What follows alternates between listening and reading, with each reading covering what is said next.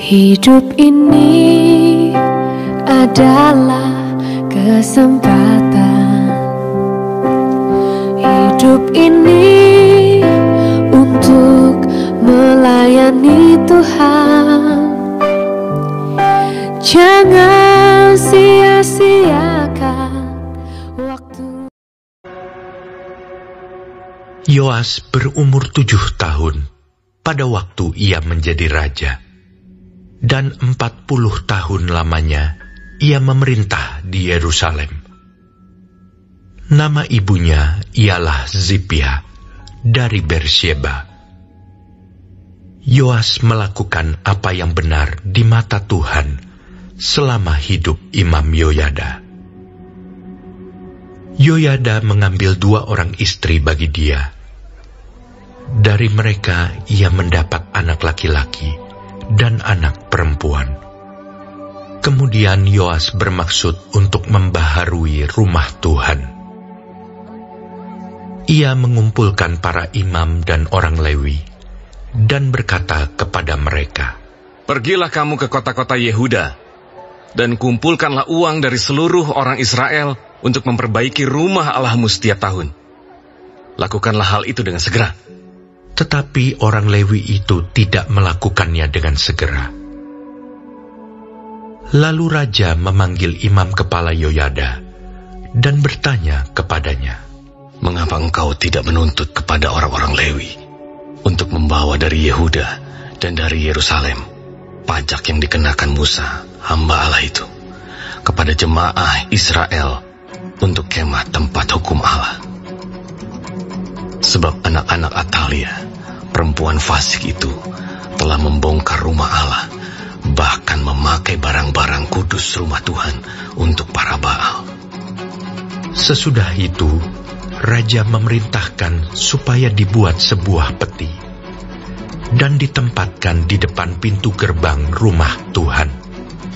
Lalu menyuruh mengumumkan di Yehuda dan di Yerusalem bahwa orang harus membawa bagi Tuhan pajak yang dikenakan Musa, hamba Allah itu, kepada orang Israel di padang gurun.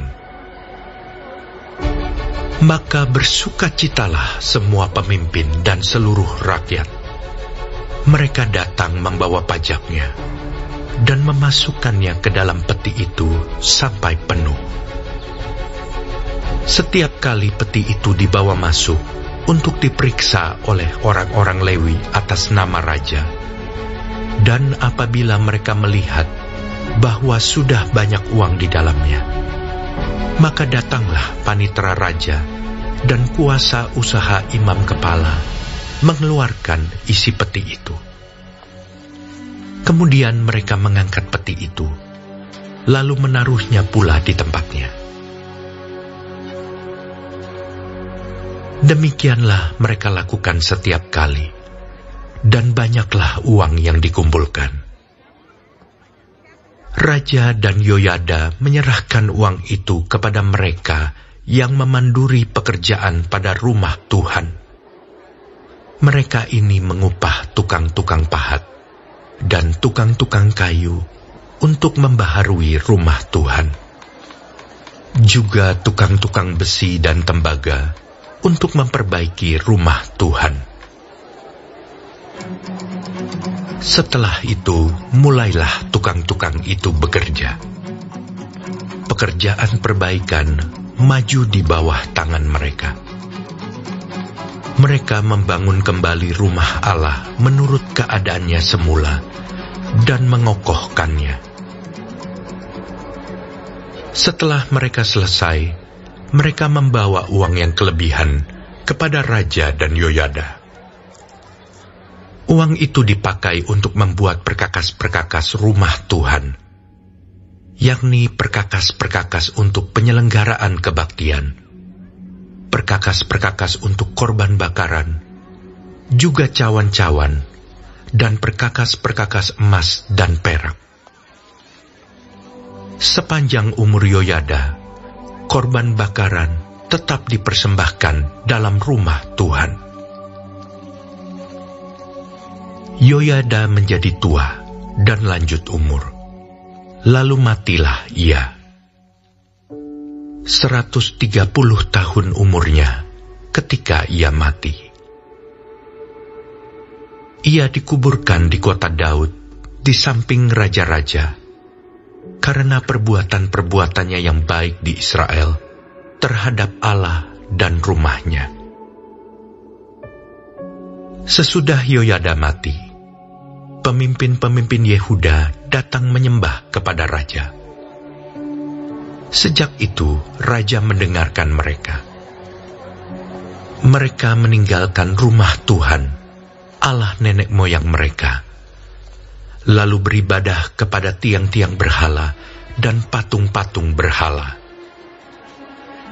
Oleh karena kesalahan itu, Yehuda dan Yerusalem tertimpa murka. Namun Tuhan mengutus nabi-nabi kepada mereka, supaya mereka berbalik kepadanya. Nabi-nabi itu sungguh-sungguh memperingatkan mereka, tetapi mereka tidak mau mendengarkannya. Lalu Roh Allah menguasai Zakaria, anak Imam Yoyada. Ia tampil di depan rakyat dan berkata kepada mereka, "Beginilah firman Allah. Mengapa kamu melanggar perintah-perintah Tuhan, sehingga kamu tidak beruntung? Oleh karena kamu meninggalkan Tuhan, Ia pun meninggalkan kamu." Tetapi mereka mengadakan persepakatan terhadap dia, dan atas perintah raja, mereka melontari dia dengan batu di pelataran rumah Tuhan. Raja Yoas tidak mengingat kesetiaan yang ditunjukkan Yoyada, ayah Zakaria itu, terhadap dirinya. Ia membunuh anak Yoyada itu, yang pada saat kematiannya berseru, "Semoga Tuhan melihatnya dan menuntut balas." Pada pergantian tahun, tentara Aram maju menyerang Yoas dan masuk ke Yehuda dan Yerusalem. Dari bangsa itu, semua pemimpin habis dibunuh mereka, dan segala jarahan dikirim mereka kepada raja negeri Damsyik. Walaupun tentara Aram itu datang dengan sedikit orang, namun Tuhan menyerahkan tentara yang sangat besar kepada mereka, karena orang Yehuda telah meninggalkan Tuhan, Allah nenek moyang mereka. Demikianlah orang Aram melakukan penghukuman kepada Yoas. Ketika mereka pergi daripadanya, mereka meninggalkannya dengan luka-luka berat. Pegawai-pegawainya mengadakan persepakatan terhadap dia karena darah anak Imam Yoyada itu, lalu membunuhnya di atas tempat tidurnya. Ia mati dan dikuburkan di kota Daud, tetapi tidak di pekuburan raja-raja. Mereka yang mengadakan persepakatan terhadap dia ialah Zabat, anak Simeat perempuan Amon, dan Yozabat, anak Simrit perempuan Moab. Tentang anak-anaknya dan ucapan-ucapan ilahi yang banyak terhadap dia, serta tentang perbaikan rumah Allah, semua itu tertulis dalam tafsiran kitab Raja-Raja. Maka Amazia anaknya menjadi raja menggantikan dia. Baik, sebelum mengakhiri firman Tuhan hari ini, kita sama-sama berdoa. Bapa kami yang di surga, dikuduskanlah nama-Mu. Datanglah kerajaan-Mu. Jadilah kehendak-Mu di bumi seperti di sorga. Berikanlah kami pada hari ini makanan kami yang secukupnya. Dan ampunilah kami akan kesalahan kami,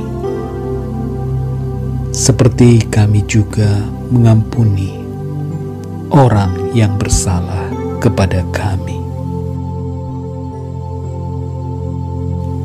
Dan janganlah membawa kami ke dalam pencobaan,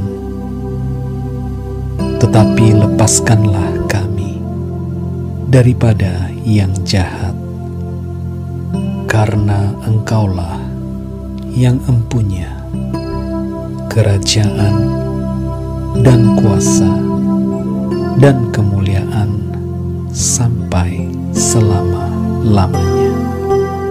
Amin. Terima kasih pemirsa telah mendengarkan firman Tuhan hari ini. Sampai ketemu besok hari. Terima kasih. Tuhan